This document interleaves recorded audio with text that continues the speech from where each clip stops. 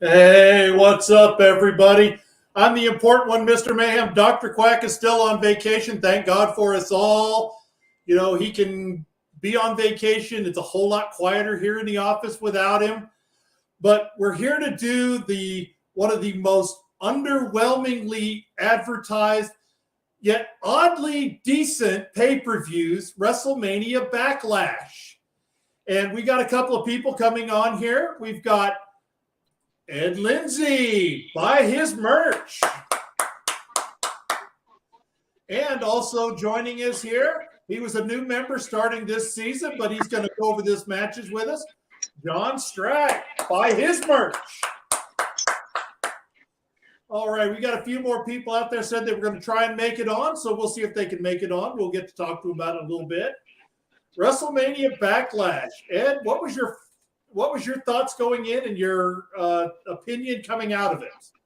My thoughts going in, it was going to be, I thought it was going to be horrible. Really did, because, you had a 6-match show and you really didn't know what to make out of it.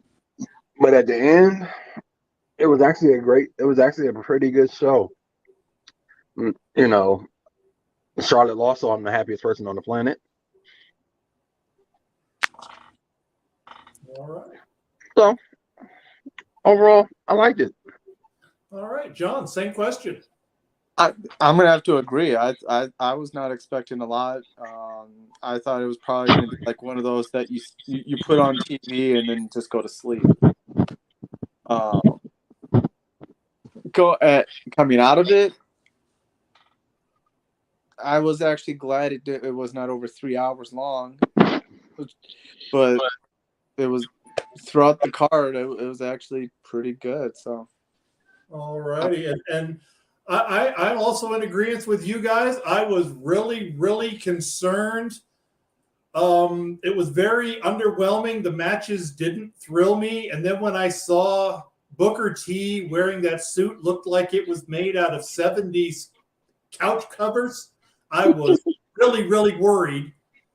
And then when they start with the first match we're going to go into, Seth Rollins and Cody Rhodes as the opener, I was like, man, they have no faith in the rest of this show. And honestly, I think we were all pleasantly surprised. I want to say I think that's a fair assessment. Pleasantly surprised. So let's start with the first match, Seth Rollins versus the American Nightmare, Cody Rhodes. Mr. Lindsay. Wow. I mean, what can you say? The rematch lived up to all the hype.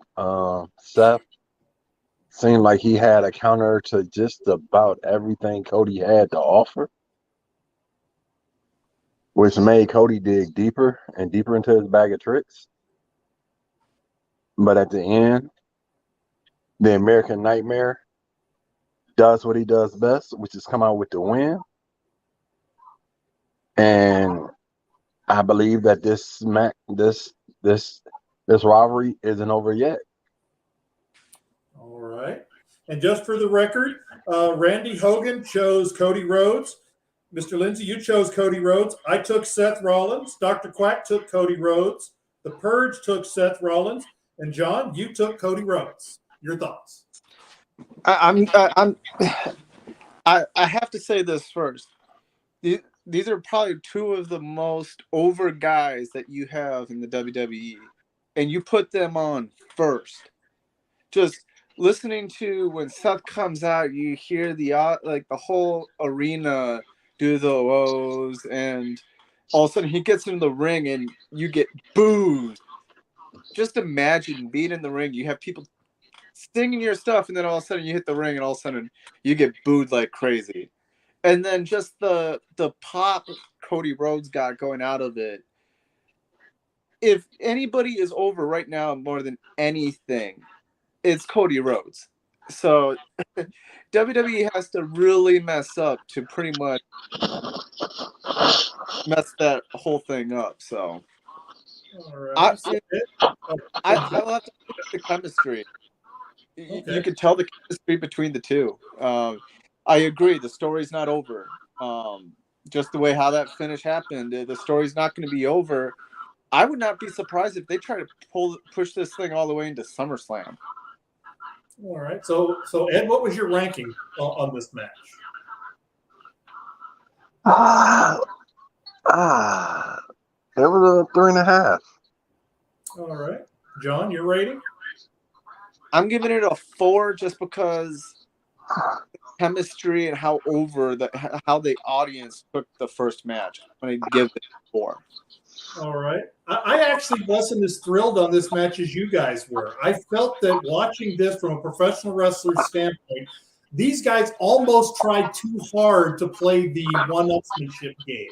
I really felt like it was not organic until about halfway through the match, when all of a sudden they basically just kind of said, screw it, let's have some fun. This is, we're making a moment here, and that's when the match really started getting good. So the first half of the match was really kind of lackluster. They tried too hard. I still think, I agree, John, they want to try to take this to SummerSlam, but they could have made so much more money on this if they'd have put Seth Rollins over, even in a screw job finish, and then take it to SummerSlam and have the two face one more time in the rubber match where the winner gets a shot at the title. They could have made so much more money doing it that way, but they didn't. We're going to see what they do. I went 2 3/4 on this one. Again, the opening really was kind of for me, but the ending really made up for it. I started out like, man, am I going to start this as a 2-star match? But the end really picked it up. I gave it 2 3/4. And the next match here, almost with MVP versus Bobby Lashley. To go over this, Randy Hogan chose Bobby Lashley. Ed, you took almost.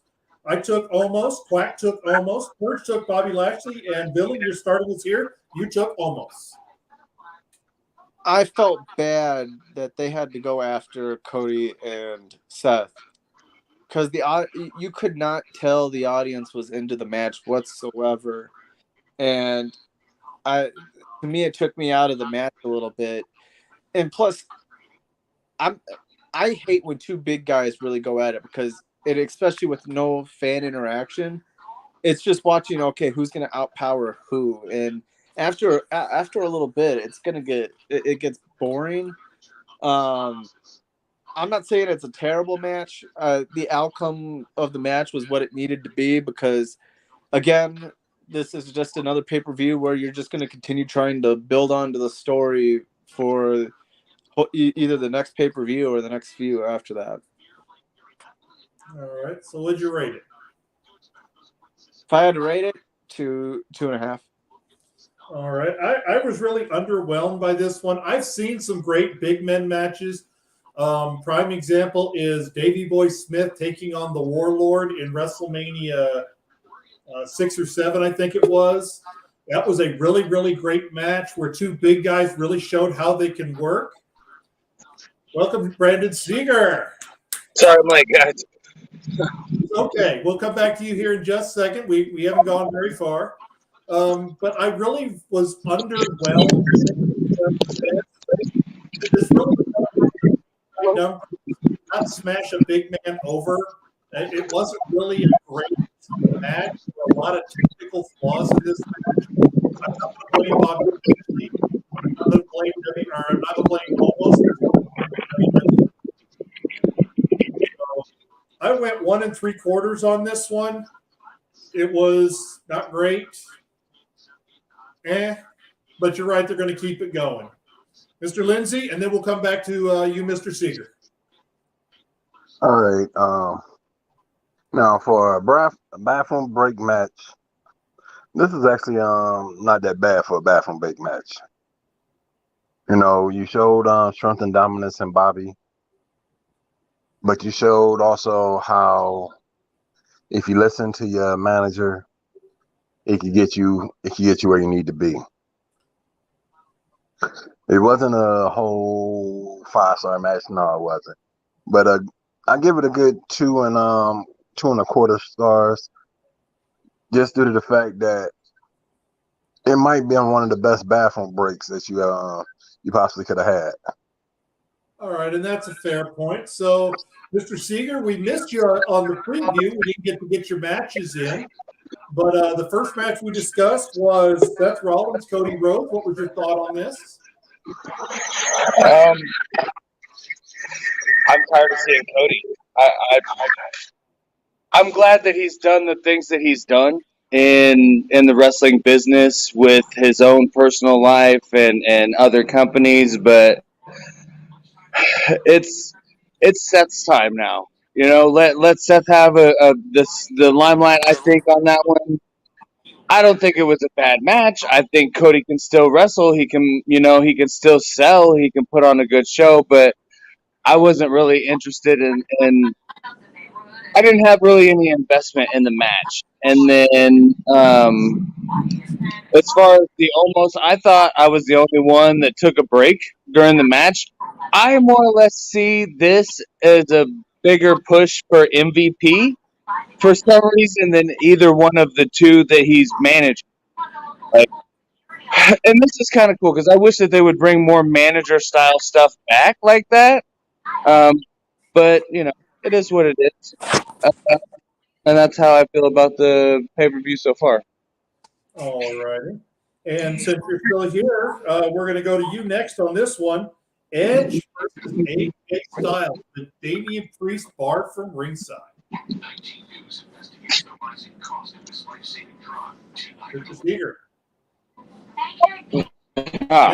Okay, so legend versus legend. I thought it was a good. I thought it was a good match. I think it was good to have AJ Styles doing something other than carrying the younger talent, which he's very good at, mind you, but it's good to give him a good break, put him with a legend or somebody that's been around the block a few times.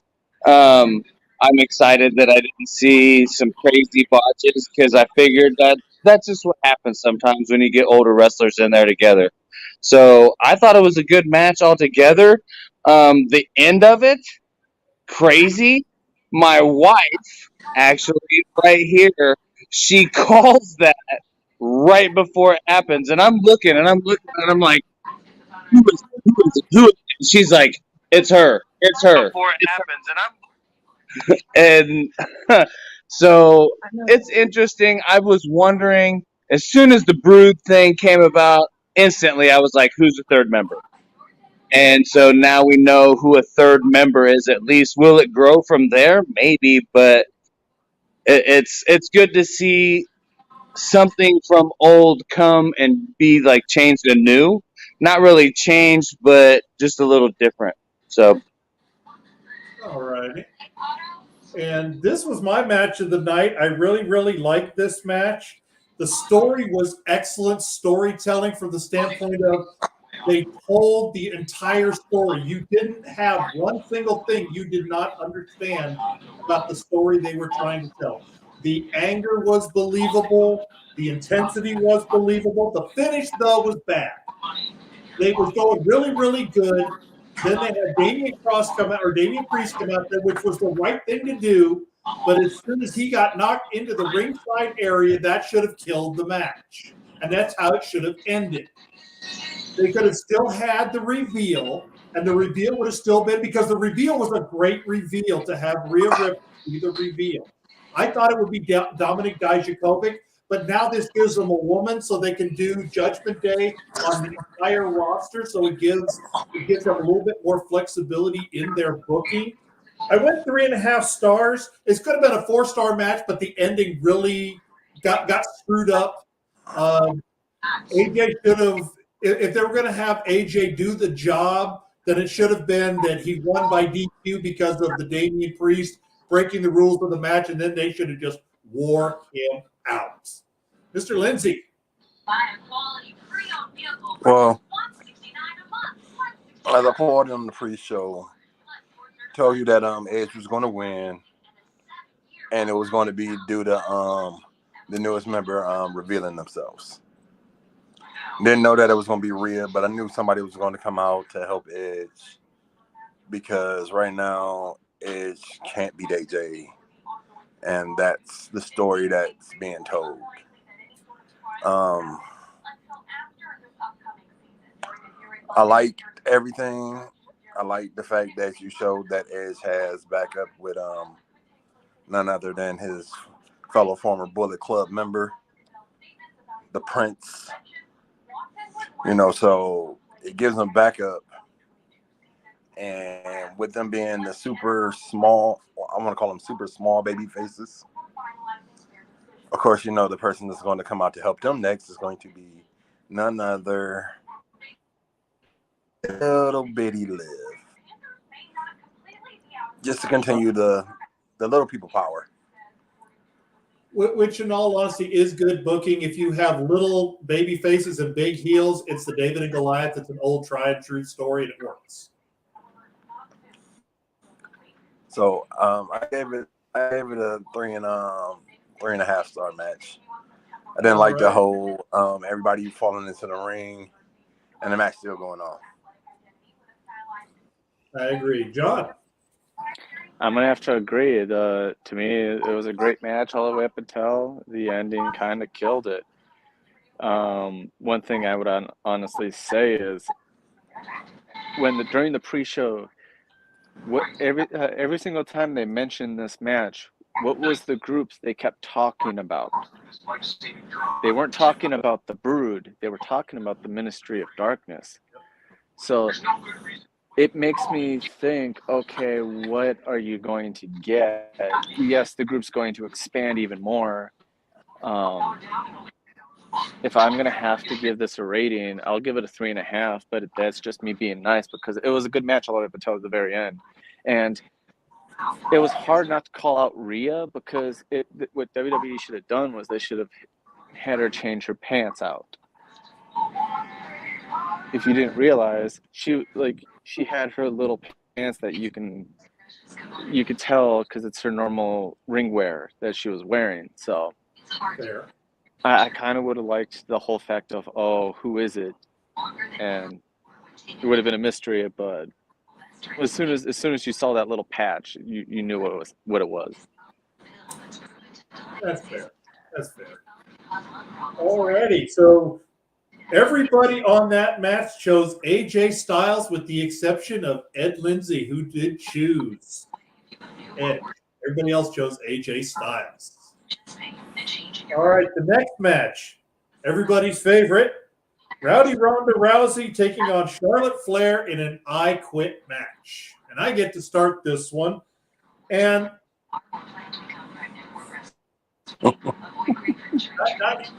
want Ed to start? Ed will go second. I was like, Ed wants to be the first person to say something on. Anyways. I'm going to let him say his standard line.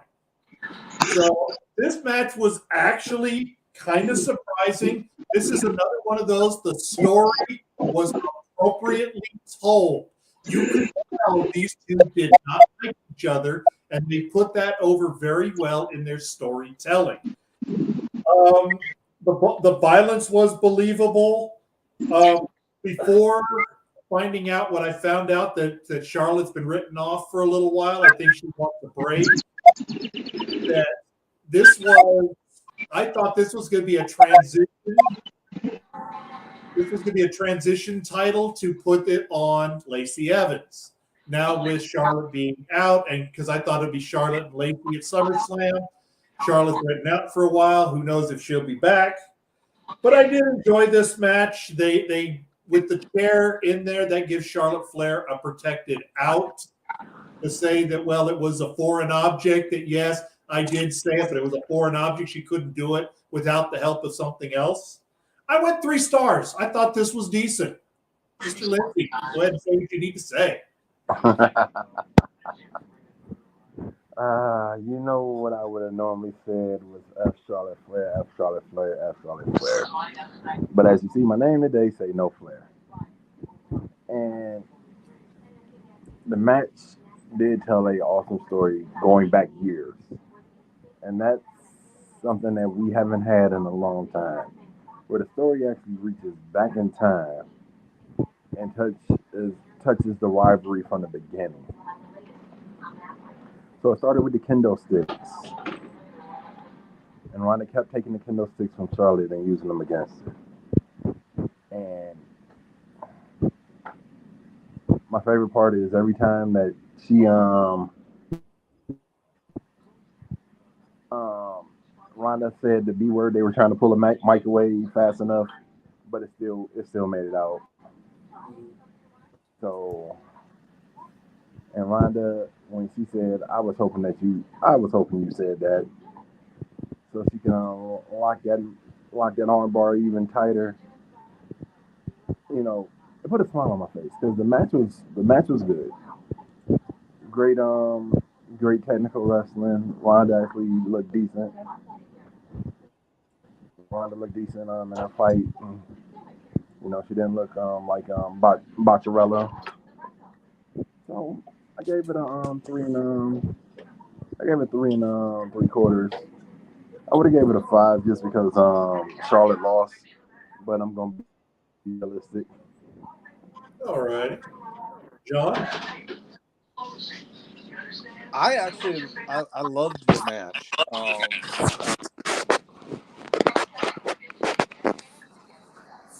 I loved it. It was what you. Well, it was one thing that needed to happen. Honestly, to me, I honestly believed that Charlotte should have lost at Mania to begin with, and when it didn't happen, I kind of was getting worried that WWE was just going to ruin Ronda, just like what happened in UFC, and lose that money draw that the name comes with.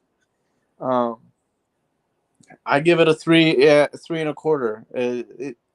It to me, it ticks all the boxes. It's what you needed to have happen, and if I remember right, the only reason why she's being written off TV is because her and Andrade are getting married. So I don't read the dirt sheets anymore. All I saw is several people saying she's being written off television. That explains the arm break. She's getting married, and I'll be honest, I actually had to Google what the radius is because I was sitting here, I'm like, what are we in like geometry all of a sudden? It's this bone right here on the inside of your forearm. I know. I had as soon as it happened, the one part that match when Ronda said I was hoping you would say that. I think I woke up the entire household because I think that gave me like the biggest pop of the night was just that. Nice. I don't know why, but I was just like, oh shit. But right. Yeah, great match overall. WWE, the only thing they need to do now for Ronda, get her a mouthpiece. Give her a mouthpiece that's going to talk for her. She'll be golden. There you go. Mr. Eager. So I'm with everybody else. I enjoyed the match. I didn't think that I was going to enjoy it as much as I did. I was actually on Messenger with a friend through a video call watching it, and when it happened, I was lit because I didn't think that they were gonna have, Charlotte say I quit. I realized, that her and Andrade has been a huge item for quite a while. Maybe she wants to try the family thing. Becky did it. Why not her? So, good for Charlotte. I wish the best in her future endeavors, whatever they may be. It's going to be interesting to see who steps up to the plate on Friday. I don't know. I got a question for Mr. Lindsay. Who do you think steps up to Ronda now? Ding dong. Hello. That's what I was thinking. I was thinking the same thing. So, Bailey. But anyways, yeah, I enjoyed the match. I'm going to give, I don't really like to rate matches, but I'm going to go ahead and give this one 3 stars for sure because I definitely enjoyed the match. All right. And I was saying this to some friends. I really thought they were going to use the Mick Foley ending here, that Charlotte Flair was going to be knocked out and they were going to pipe it in. I really thought that was going to be the ending.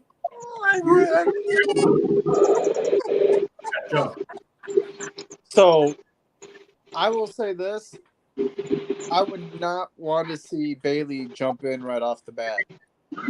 Have her wait till SummerSlam where it's a bigger event to do it, or Money in the Bank. either of those two pay-per-views. You just brought Lacey Evans back. Let her run with it. I think Becky's going to go after. I agree with that call as well. So let's go to the next match here. Everybody's favorite, Happy Corbin and Madcap Moss. Ed, get us started. Who would have thought that this match between the title match and the main event would actually be something worth watching? Happy Corbin and Madcap Moss. Wow. You look at this match. This was supposed to be, let me go get a taco, go take a poop or something. But you get into this match and you seen the athleticism in both people. Madcap winning with a sunset flip. That's always funny because if he went with a sunset flip, it diminishes the other person. But, you know, they did a great job in building Madcap up with this match. You know, kicking out of the deep six, just showing his resilience and his strength. I was impressed. Gave it a 3. All right. John. I have an idea that if Quack was on this show today, this would get his 2-finger salute. But that's knowing it's because of Quack. My opinion, it was decent. It wasn't like the greatest thing. The only thing it had going for them that some of the other matches I think that this had better than was that this actually had a story behind it a bit where you saw them dissolve over time. I'm gonna get to hopefully one in the future that I don't want to see happen, but if I was giving it a rating, I'd give it a 2.75, 3 stars. It ticked every box. It's just you went between Ronda and then the Ronda Flair, and then you have the main event right after you, and you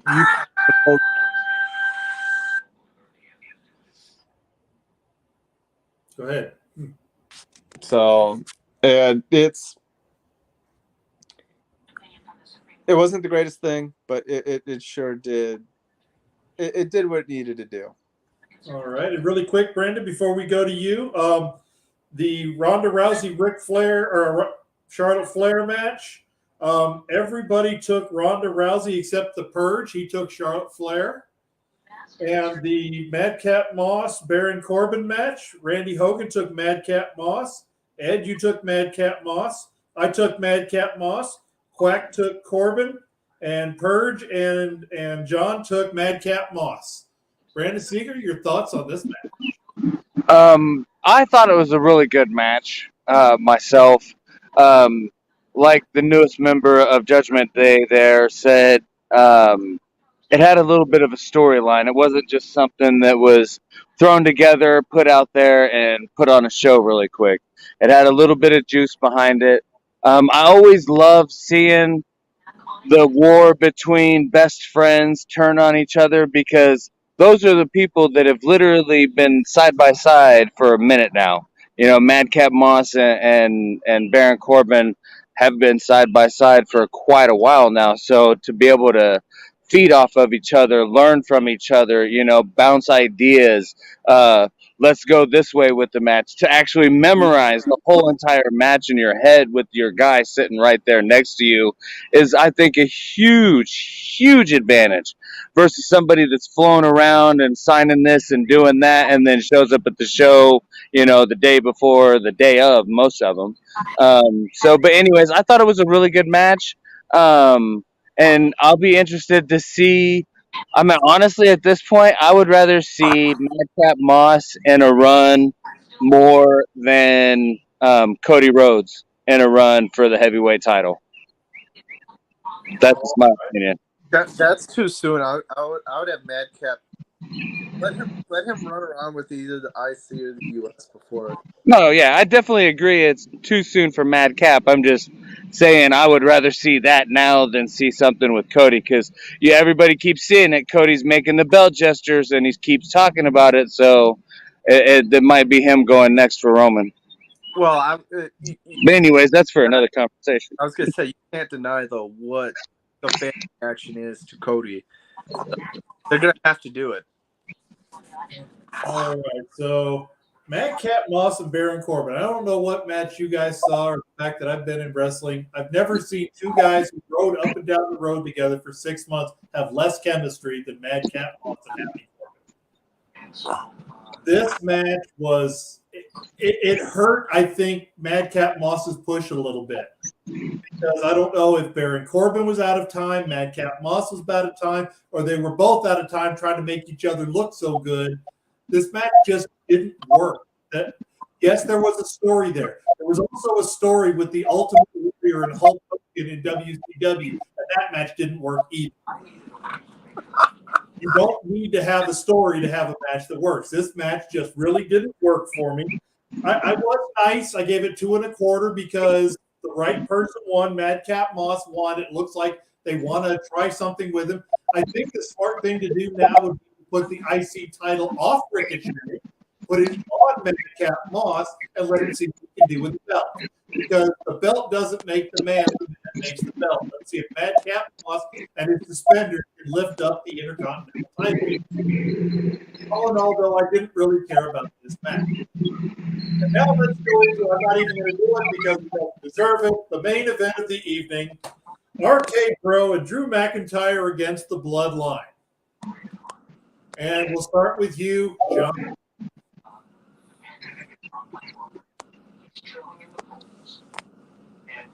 Give it to him, John.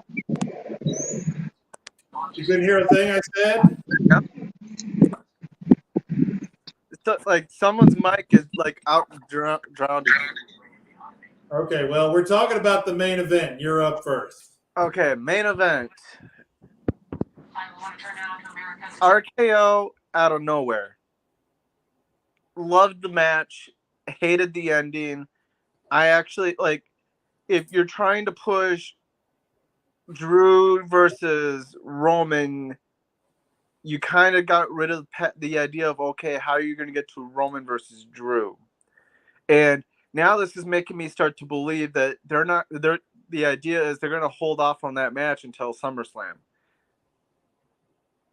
Otherwise, why have Roman win that match? Yes, he's on this godsend streak, but this is the guy that you're supposed to have him go against. And again, the crowd pop when Roman had no choice to be in the ring versus Drew. You heard the crowd.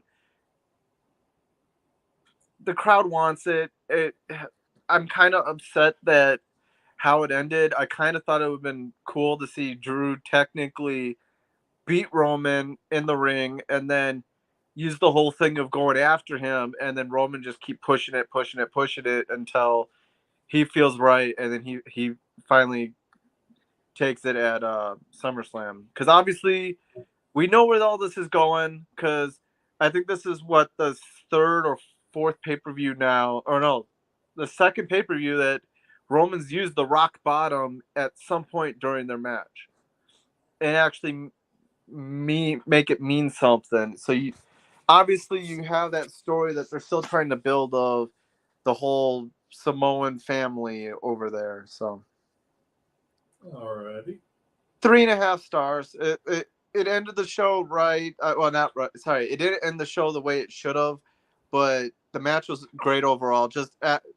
countering the Superman punch into a RKO. Just chef's kiss. All right, Mr. Seeger. So I am going to agree with him. I don't think the match ended the way it should have. I think it should have been a dirty-ass, nasty-ass, heel-looking win. That's what I think.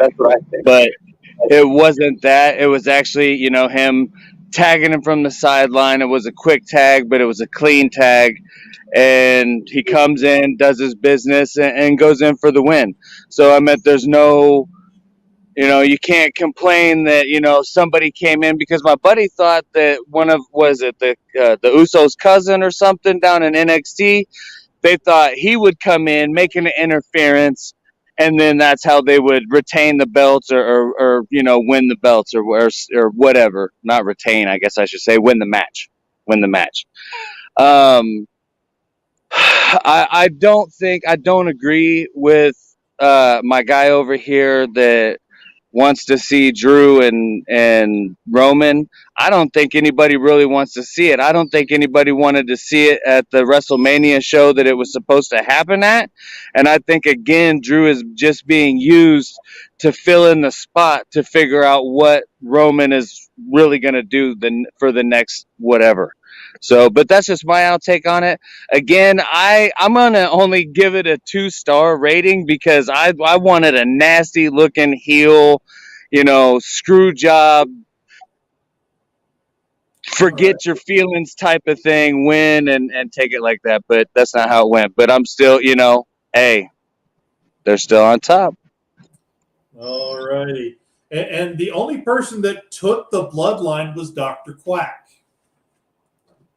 We know you would have, Mr. Seeger, but so this match, I thought they were going to go with the Drew McIntyre pins, one of the Usos, so that they could build up the Roman Reigns, Drew McIntyre thing.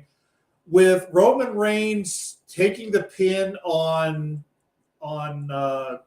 Riddle, I almost wonder now if it's going to be RK Bro and Drew McIntyre are going to be three of the people fighting over who's going to get the Money in the Bank title. And that's how they're going to put Drew McIntyre into the next shot, because I don't think he's won Money in the Bank before, to the best of my knowledge. So I think that might be what they're trying to do. And that way they can milk it and build it as long as they want. I wasn't a fan of, I agree. If you're going to have Roman Reigns win this match and you're going to take the heels home on the main event of the Backlash show, it should have been a dirty screw job win. I don't know if Solo Sikoa should have come in there, but it should have been a dirty, nasty Paul Heyman basically grabbing the referee by his belt loops and walking him out of the ring so that he can't see what's happening kind of stuff. It should have been a really dirty win, and this just didn't quite put that over well enough to me. So I only went 3 1/4 on this one. It was a good match. It had a decent story, good action. The ending really just kind of, it makes you wonder if they lost confidence or what direction they're going to go, because right now I don't know. So now let's talk about the extra points here. Oh, No, yeah, so, you missed oh, one. I'm sorry. I forgot Mr. Lindsay. I apologize. All right, so let's talk about the good points before I get to the tribal queef. Orton with the RKO out of nowhere to Roman. Beautiful. The fact that you had these three guys that everybody thought would have no chemistry together. Land the pause to the bloodline, the family. Each of them delivering the business. Riddle with the RKO off the top rope. Beautiful. Then, of course, the tribal queef.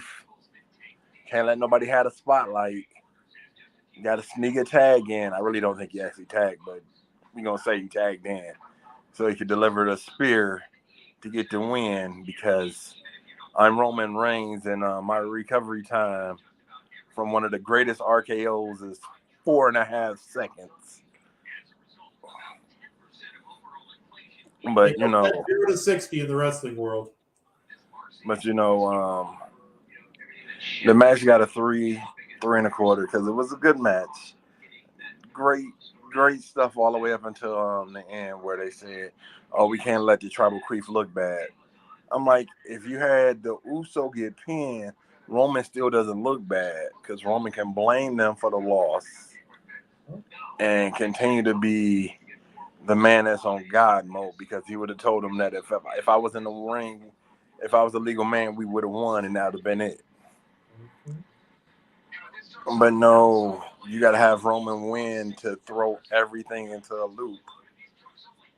All right. Because now you got people saying, well, the way Randy gave the business to Roman, maybe Randy should face off against for the title.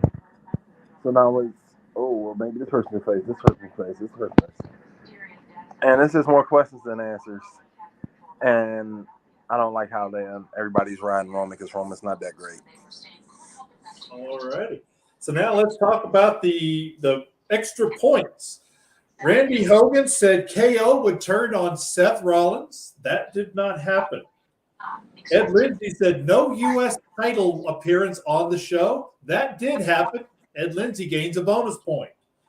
I said it was going to be Mustafa Ali and Tommaso Ciampa. That match did not happen. Dr. Quack said no 24/7 title appearance. That did happen, but Dr. Quack got a bonus point. Herb said there would be a boring chant sometime during this show. That did not happen. And Ed said, and John said that KO would take on Ezekiel, and that match did not happen. So the final results of this first show: last year's champion Randy Hogan went 3-3. Ed Lindsay 6-1. I went 3-3. Dr. Quack went 5-2. Herb went 1-5, and John went 4-2. So, any last thoughts, Mr. Lindsay? Cody versus Fury for the U.S. title tonight. All right, John. Let's look down towards the future. If we had to put the Samoan family, the bloodline in a Survivor Series match, who would be the other two members of the bloodline that would join them in the Survivor Series match? I think one, you'd have to bring in The Rock, because you'd have Roman turn on The Rock at Survivor Series, and then it'd be great to see Rikishi come out of retirement just for one match and actually tag with his boys. Yeah, but they're gonna bring the cousin from NXT up. I have a feel. Yes, I have a feeling that's going to happen. So either it's going to be Rikishi coming in, or it's going to be The Rock coming in, and then NXT. All right, Mr. Seeger. I've been sitting here thinking about it, and I know what I said about Cody earlier. I think the only thing that would interest me with the storyline with Cody, because of how his entrance comes in and states that wrestling doesn't just have one royal family, and right now the bloodline is one of the royal families on top of the show, it would be interesting to see him pull Dusty back over and a couple other members. I'm not saying, Rhodes family members, but to do some kind of maybe a Survivor Series, royalty versus royalty type of thing. So that's my final thoughts on it. All right. And my dead. thought is, what is our next preview? Not his dad. You said brother. Dustin? Oh, Dustin. My bad. I stand corrected. My bad. I probably said Dusty. I meant to say Dustin. Dustin's already said he's not leaving. Yeah, but money always talks. So. Not when you got 30 years in the business. Money doesn't talk anymore. My final thought is our next preview is going to be Hell in a Cell. So we're going to be getting together talking about this thing. Nothing's been announced yet. Like this show, I really didn't get a great feel for this. Hopefully they do a good job of putting some more good matches on and making people care about these pay-per-views. And with that being said, I think it's time to wrap it up. I'm the important one, Mr. Mayhem. Thank you, Mr. Lindsay, Mr. Strack, Mr. Seeger, and we'll see you on the next show. Buy my merch. Everybody's merch.